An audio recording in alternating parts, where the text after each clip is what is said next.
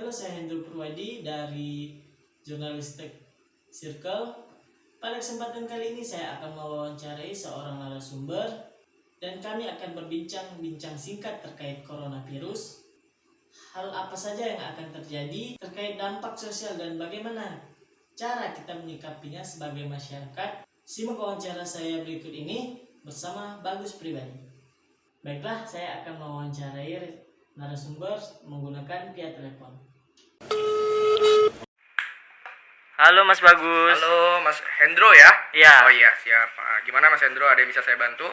Ya, ada sedikit pertanyaan nih untuk Mas Bagus terkait virus corona yang masih heboh-hebohnya pada beberapa bulan akhir ini ya. Jadi saya ada beberapa pertanyaan nih untuk Mas Bagus. Kita langsung aja ya. Oke. Nggak sibuk kan Mas Bagus? Oh iya, kebetulan lagi free nih, lagi istirahat juga. Jadi menurut Mas Bagus nih, kondisi sosial masyarakat selama pandemi ini bagaimana sih Mas Bagus? Kondisi sosial masyarakat, kalau saya lihat sejauh ini mulai ada perubahan ya. Perubahan yang kita alami adalah mulai dari kondisi sosial kita. Misalnya kalau dulu kan kita sering yang namanya kumpul-kumpul gitu ya, bersilaturahmi rumah ke rumah, dan sejauh ini kan kita ada yang namanya pelarangan untuk kumpul-kumpul terlebih dahulu gitu ya, karena ini juga demi memutus mata rantai COVID-19 ya. Virus COVID-19 itu kan memang penularannya melalui sentuhan tangan atau kontak fisik begitu ya. Nah, itu kan pastinya mempengaruhi kondisi sosial kita, yang dimana kita ini masyarakat Indonesia ya,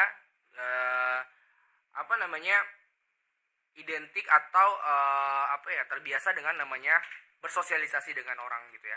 Kadang juga kita dengan tetangga saling salaman. Kalau ketemu aja kita sama guru yang sudah lama tidak ketemu, kita salaman gitu kan.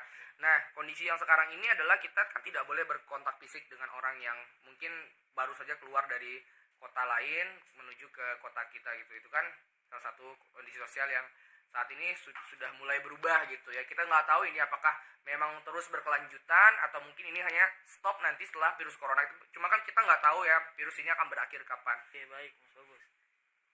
Kalau kita lihat dari sudut pandang kondisi ekonomi selama pandemi ini, aman-aman aja atau bagaimana sih Mas Bagus? Kalau ekonomi, kalau saya lihat ya, saya tidak terlalu memperhatikan ekonomi, tapi kalau di berita-berita saya pasti nonton yang namanya ada kelaparan lah gitu. Cuma kan kita kan harus cross check dulu ya. Kadang media juga terkadang kan beritanya juga simpang siur gitu kan. Ada yang benar mengatakan itu meninggal karena kelaparan. Saya pikir kita harus benar-benar cross check itu beneran meninggal karena kelaparan atau tidak gitu. Tapi kalau saya lihat di Sintang sendiri ya, yang saya rasakan adalah kondisi ekonomi saya pikir masih stabil. Dalam arti stabil, saya mengatakan stabil itu karena saya masih melihat transaksi jual beli masih lancar-lancar saja begitu. Mungkin yang dirasakan adalah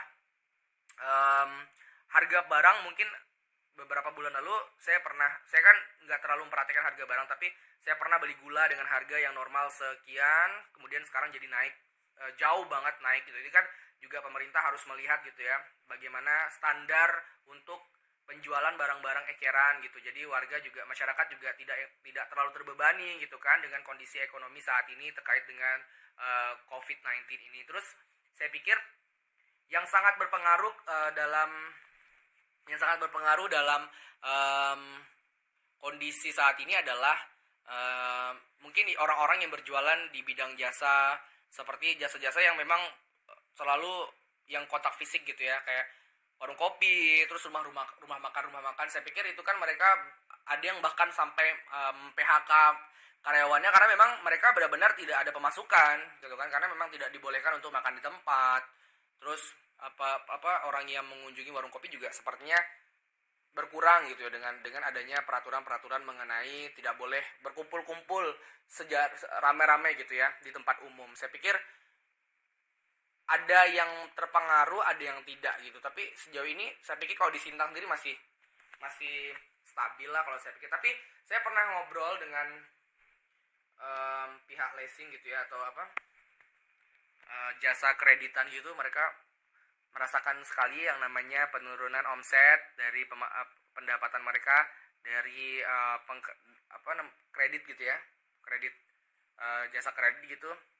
Saya pikir itu juga salah satu karena adanya virus corona ini, jadi kebijakan-kebijakan lebih banyak, persyaratannya juga banyak gitu ya. Jadi saya pikir mereka ada yang berpikir dua kali gitu untuk kalau misalnya mau minjam uang atau mungkin pengen gadai ini gadai itu, jadi lebih berpikir dua kali. Saya pikir sangat sangat terpengaruh iya, tapi saya pikir masyarakat juga pandailah untuk menyikapinya gitu. Oke, bagus. Beralih kita lihat dari kondisi budaya ya. Bagaimana sih cara menyikapinya selama masa pandemi ini? Budaya seperti apa nih maksudnya?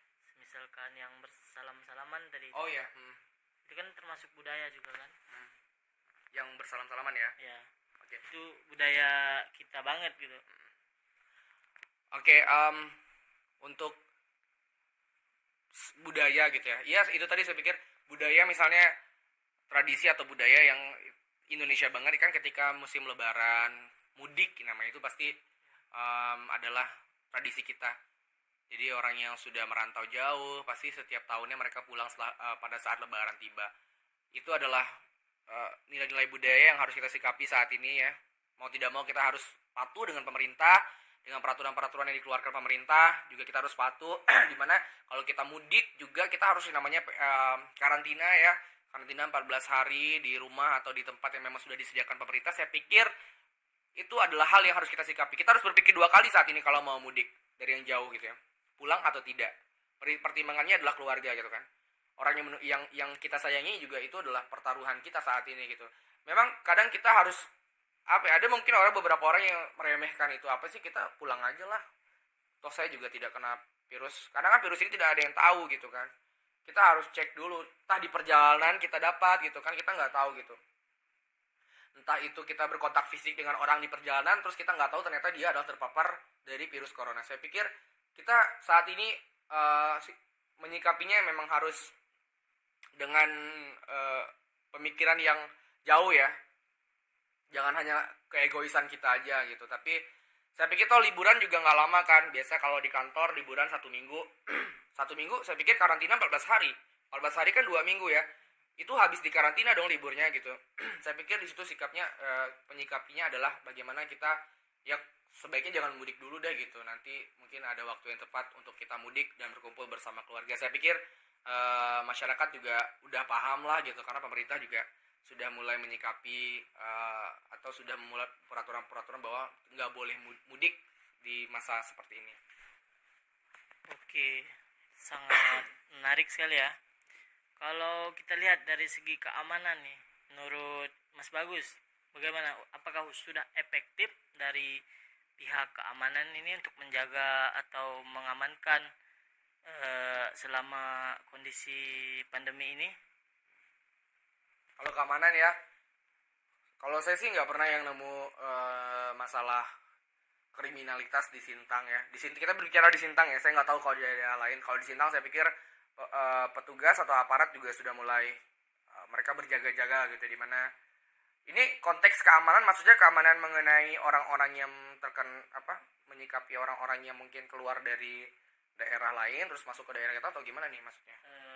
Intinya untuk mencegah penyebaran dari COVID-19 ini. Oh, kalau itu sih saya pikir aparat sudah bekerja dengan sangat keras ya, karena mereka juga menyediakan pos-pos di setiap jalan, di setiap titik-titik gitu ya. Di polsek-polsek mereka pasti menyediakan, di perbatasan antar kabupaten pun mereka membuat pos gitu ya, posko untuk pengecekan ini dari mana gitu. Karena kan kita takut banget, kayak kemarin itu ada beberapa santri yang dari Magetan itu ya, yang mereka juga ada beberapa yang saya pikir mereka mungkin tidak karantina, tapi cepat diinfokan bahwa ini ada santri yang dari luar pulau kita, dari luar kota pulang ke sini gitu kan, harus dikarantina. Saya pikir mereka sudah bekerja sangat keras sekali untuk hal ini.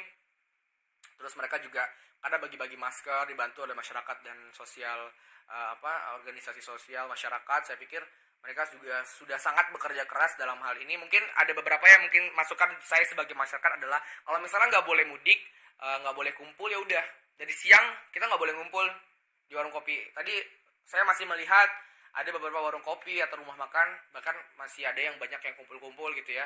Nah ini kan juga menjadi PR aparat dan juga pemerintah bahwa kalau misalnya peraturan sudah dikeluarkan jangan setengah-setengah gitu dong. Kalau misalnya nggak boleh kumpul ya udah nggak boleh kumpul, mau itu jam siang atau jam malam kita tidak boleh kumpul gitu, nggak boleh nongkrong-nongkrong lagi. Jangan hanya di atas jam 10 razia gitu, tapi kalau bisa dari siang ya memang nggak boleh kumpul karena itu memang udah peraturan gitu kan. Kalau peraturan nggak boleh setengah-setengah gitu. Jadi masyarakat nggak bingung ini sebenarnya mau di kumpul-kumpul jam siang boleh, jam malam nggak boleh, terus apa bedanya gitu ya. Jadi saya pikir itu masukan aja dari saya sebagai masyarakat. Mungkin teman-teman dari jurnalistik ini bisa menyampaikan lah apa yang menjadi keluhan masyarakat gitu ya. Kalau misalnya nggak boleh kumpul, oke, jangan kumpul gitu. Ini pertanyaan terakhir ya Mas Bagus ya. Oke. Lalu kita beralih ke kondisi pendidikan pada saat ini. Kan seperti yang kita ketahui adanya namanya daring online atau kuliah online. Apakah itu sudah efektif untuk mahasiswa atau siswa yang melakukan ini, Mas? Kalau pendidikan saya mungkin nggak berani terlalu jauh untuk berbicara tentang ini, tapi mungkin saya ada beberapa yang bisa saya terima atau saya pernah dengar dari teman-teman mahasiswa gitu ya, bahwa kuliah online ini kan perlu data atau apa kuota gitu ya, pulsa segala macam. Saya pikir mungkin pemerintah dan juga pihak kampus ya, ini mungkin mereka harus punya satu wadah untuk berdiskusi bagaimana mahasiswa juga dalam hal ini mahasiswa juga merasa tidak dirugikan gitu ya, karena mereka kuliah bayar mulai dari daftar ulang, SKS segala macam ya, SPP ya, mereka tetap bayar, tapi kan di saat seperti ini mereka tidak menggunakan fasilitas online, tidak menggunakan fasilitas kampus, alias mereka kuliahnya online jarak jauh. Dan saya pikir ini juga menjadi PR bagi pemerintah dan juga pihak kampus bahwa bagaimana caranya, mungkin apakah nantinya ada keringanan dari segi pembayaran kuliahnya, karena mereka sama sekali tidak menggunakan fasilitas kampus, kecuali kalau misalnya mereka mau ke perpus. Saya nggak tahu di beberapa kampus apakah boleh ke perpustakaan. Boleh? Boleh. Mungkin kalau misalnya boleh, mungkin mereka hanya menggunakan itu kan fasilitas umum kan gitu. Tapi mereka tidak menggunakan fasilitas-fasilitas yang seperti di kelas pada waktu virus ini belum ada gitu. Saya pikir ini menjadi PR besar karena di daerah-daerah juga mereka kan kesusahan sinyal lah segala macam gitu ya, dan itu juga mengakibatkan mereka masih berada di kota, masih berada di perantauan mereka yang dari jauh-jauh, mereka harus nggak boleh pulang juga karena memang harus menyelesaikan kuliah mereka secara online. Saya pikir dari segi itu aja sih pembayaran SKS segala macam, saya pikir ini menjadi pertimbangan juga bagi pihak kampus dan pemerintah bagaimana caranya ini juga tidak merugikan pihak mahasiswa gitu ya, karena mereka juga dalam hal ini mereka pasti nambah budget dong gitu ya, nambah budget dari segi mereka harus beli kuota, mereka harus beli segala macam untuk memenuhi kebutuhan kuliah online mereka. Itu ini berbicara tentang pandangan saya tentang dunia pendidikan karena virus ini. Saya pikir ya itu tadi sih PR-nya, itu tadi bagaimana pemerintah menyikapi agar mahasiswa tidak dirugikan gitu. Saya pikir itu nggak dirugikan sih, maksudnya mereka juga nyaman, nggak terbebani dengan adanya kuliah online ini gitu. Oke, baik, terima kasih Mas Bagus. Udah menjawab pertanyaan-pertanyaan dengan sangat menarik ya. Iya. Dan maaf udah mengganggu waktunya. Oh iya, nggak apa-apa. Semoga teman-teman mahasiswa yang lain juga dan teman-teman jurnalis ya tetap sehat juga, stay healthy buat semuanya, dan mudah-mudahan virus corona ini cepat-cepat deh pergi gitu ya, atau amin, cepat terselesaikan lah dengan baik, dengan kita bisa kembali beraktivitas seperti biasa.